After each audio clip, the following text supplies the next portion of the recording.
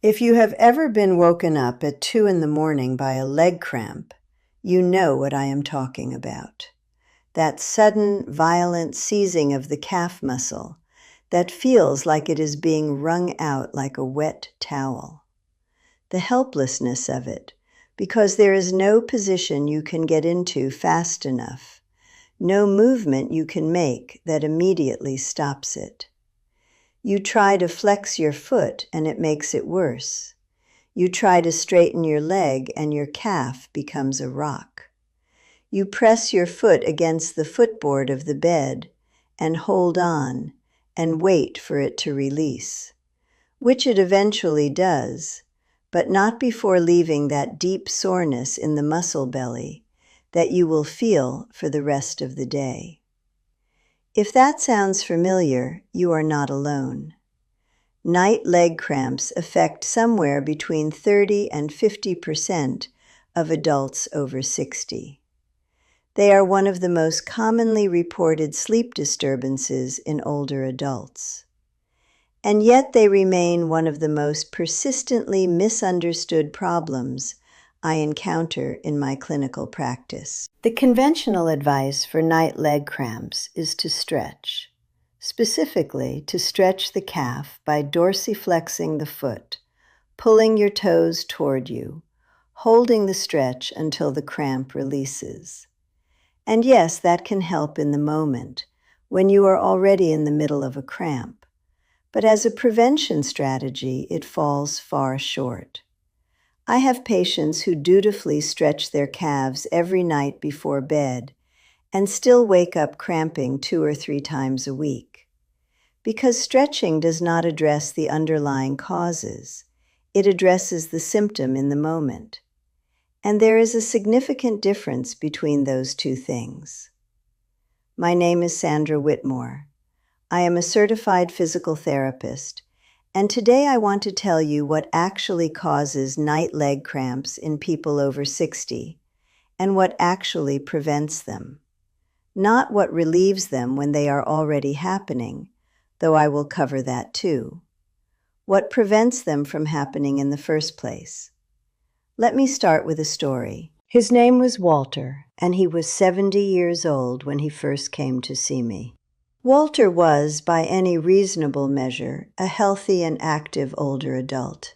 He was not overweight, he did not smoke, he walked regularly, he had mild, well-managed hypertension, and took a daily low-dose diuretic for it, which is one of the most commonly prescribed medications in his age group. He had no significant musculoskeletal problems, no history of venous disease, no major complaints about his legs during the day. But at night, Walter was miserable. 3 to 4 nights a week, sometimes every night, he was woken by cramps in his left calf, occasionally the right, but predominantly the left. The cramps were severe enough that he was sometimes out of bed, walking the hallway before he was fully awake. He had tried the calf stretches his doctor recommended. He had tried putting a bar of soap under his sheets, which is a folk remedy that has no physiological basis, but persists in popular culture with remarkable tenacity. He had tried magnesium supplements. He had tried bananas. He had tried drinking more water. Nothing had worked with any consistency. He was sleeping badly. He was dreading going to bed. He was exhausted during the day, and he was starting to feel like this was just something he would have to live with. I want to tell you right now, before anything else, it is not something you have to live with. It is something we can address. Here is what I told Walter about the causes of his cramps, because understanding the cause is the beginning of every solution. Night leg cramps in older adults have 3 primary causes, and they often work together.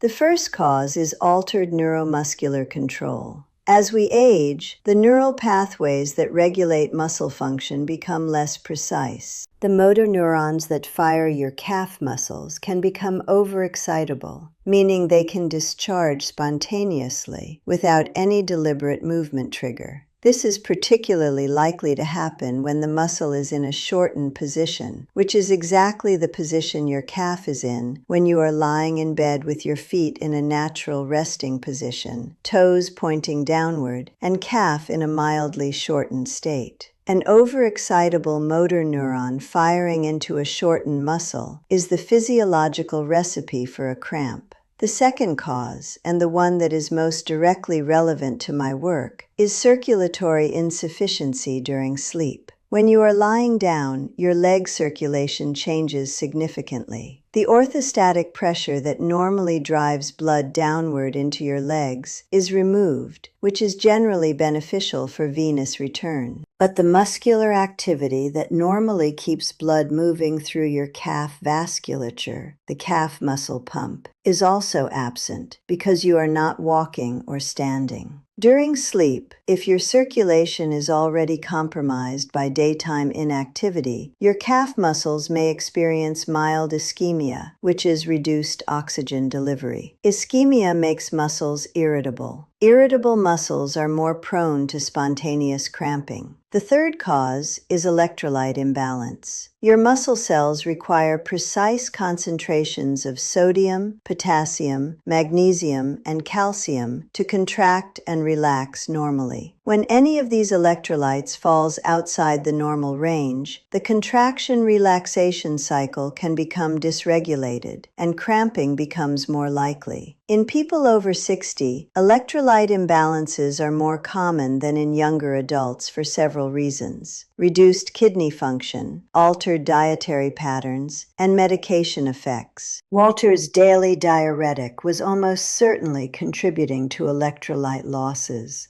particularly potassium and magnesium. Let me address each of these causes in turn, because the prevention strategy depends on understanding which cause is most relevant for you.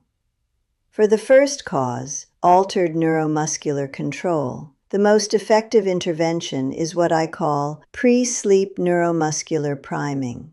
This is a set of gentle movements done in bed in the minutes before you fall asleep that modulate the excitability of the motor neurons in your calf and reduce the likelihood of spontaneous firing during the night.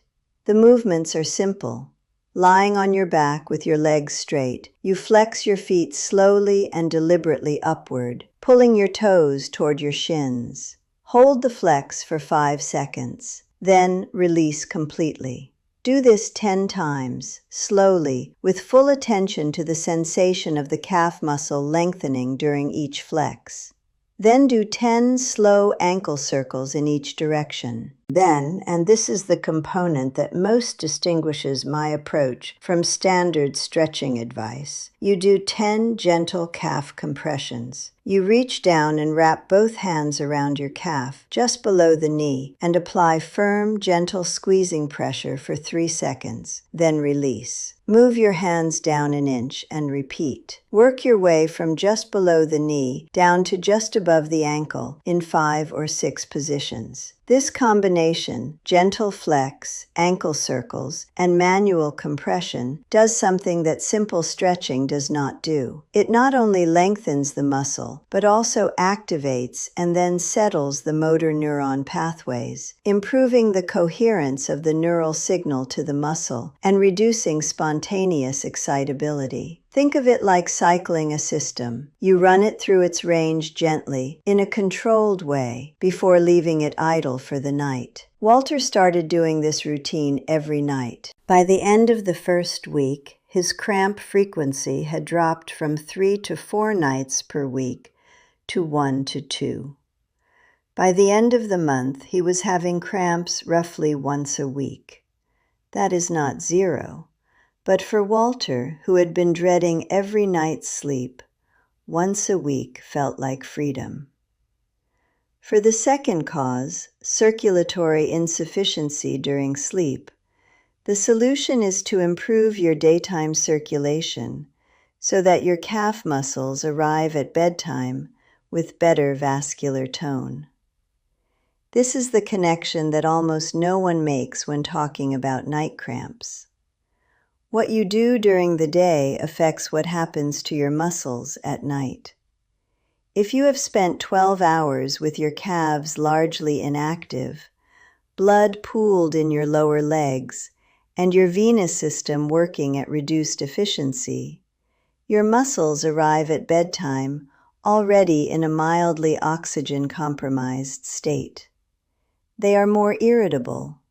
They are more prone to cramping. The daytime circulatory habits I have described in other videos, the hourly movement breaks, the seated ankle pumps and calf raises, the elevation windows, all of those interventions are also, indirectly, night cramp prevention. Because they improve the vascular environment in your calf muscles throughout the day, so that by the time you lie down to sleep, those muscles are well perfused, well oxygenated, and in a calmer physiological state. I added a specific end-of-day circulation routine to Walter's program to bridge the gap between his daytime activity and his nighttime sleep. In the 30 minutes before bed, after his evening leg massage, which I had also prescribed, he would do 3 sets of 20 slow ankle pumps, 1 set of 15 heel raises, and a 5-minute walk at moderate pace. The goal was not to tire himself out, but to run his calf muscle pump through one final active cycle before the overnight rest, ensuring that the venous blood pooled in his lower legs during the evening was moved upward before he lay down. He called this his bedtime maintenance check, borrowing the term from his former career as an aircraft mechanic. He said it made complete sense to him that you would run through a systems check before shutting down for the night. For the third cause, electrolyte imbalance, I want to be clear about the limits of my expertise. I am a physical therapist, not a physician or a dietitian. I cannot prescribe medications or specific supplementation protocols. But I can tell you what the research shows, which is that magnesium deficiency is associated with increased risk of nocturnal leg cramps, and that many older adults, particularly those on diuretic medications, are chronically low in magnesium. I encouraged Walter to have his electrolytes, including magnesium,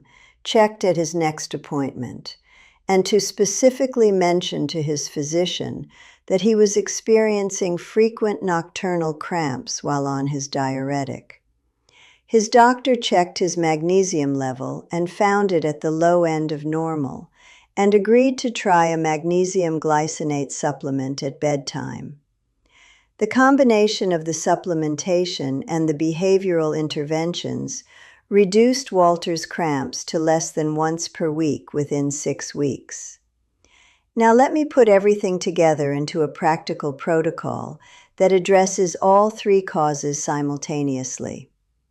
During the day, the priority is maintaining good calf circulation. Do the 60-minute rule. Every hour of sitting, take 2 minutes to do calf raises, knee bends, or active walking. Keep your calf muscles exercised and your venous pump active throughout the day. This reduces circulatory insufficiency as a contributing cause at night. In the afternoon, drink water, not coffee, not tea. Water. Aim for 2 to 3 glasses in the afternoon hours specifically. Many people are mildly dehydrated by afternoon, and dehydration concentrates your electrolytes in ways that can tip borderline imbalances into symptomatic territory. Adequate afternoon hydration is a simple, free intervention that can reduce cramp frequency on its own. In the evening, 30 minutes before bed, do the pre-sleep circulation routine. 3 sets of 20 ankle pumps, 1 set of 15 heel raises, 5-minute moderate-paced walk, then the lower leg massage, working from ankle toward knee with firm upward pressure. In bed, immediately before sleep, do the pre-sleep neuromuscular priming. 10 slow foot flexes with 5-second holds, 10 ankle circles each direction. The manual calf compressions, working from knee to ankle. This takes about 5 minutes. Do it lying on your back in the dark if you prefer. You do not need to sit up or turn a light on. And finally, the sleeping position. This is something almost nobody discusses in the context of leg cramps, and it can make a meaningful difference. If you sleep on your back, use a thin pillow or rolled towel under your calves, not under your knees but under your calves, so that your ankles are very slightly elevated and your feet are in a neutral rather than a plantar flexed position. If your feet naturally drop into a pointed toe position when you sleep, your calf is in a shortened position all night. A small amount of elevation and neutral positioning reduces this and lowers the risk of the spontaneous cramping that occurs in a shortened muscle. If you sleep on your side, a pillow between your knees reduces the internal rotation of your hip and lower leg, which can create tension in the calf through the fascial system. Small adjustments, real effects. Walter implemented all of these strategies over the course of about 3 weeks. At his 6-week follow-up, he told me he had had 2 cramps in the previous 4 weeks. 2, where before he had been having them nearly every night. He said the protocol had given him his sleep back. He said something else that I want to leave you with. He said, "Sandra, I spent months accepting that this was just something that happened at my age. I wish someone had told me sooner that it was something I could actually do something about. I am telling you now, night leg cramps after 60 are not inevitable. They are addressable. They have causes, and those causes have solutions. The solutions are not dramatic or expensive or difficult. They are consistent, informed, daily habits that respect the physiology of your body and give it what it needs to function well. You can do this from your couch. No excuses. 5 minutes a day changes everything for your legs. I am Sandra Whitmore. Thank you for being here, and I will see you in the next video.